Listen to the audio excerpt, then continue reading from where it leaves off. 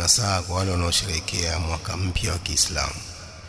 Kwa kweli nasaha ni kwamba Uislamu haujaweka sherehe za mwaka mpya wa Kiislamu. Uislamu haujaweka, na kama ungeweka hivyo mtume angesherehekea miaka hiyo ya Kiislamu, masahaba wangesherehekea miaka ya Kiislamu, lakini maadamu mtume hakuweka, jambo hilo halimo katika Uislamu. Ni jambo la kuwaiga makafiri.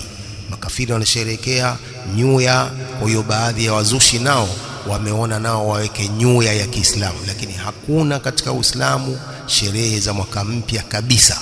Kwa hiyo wanaofanya au watakaofanya ni uzushi, wanatakiwa wakome, wasifanye uzushi huo, wasitutulie ukafiri katika Uislamu, wasitie ukafiri katika Uislamu, wakawaiga makafiri wakasema kwamba ni mwaka mpya wa Kiislamu lazima tusherehekee.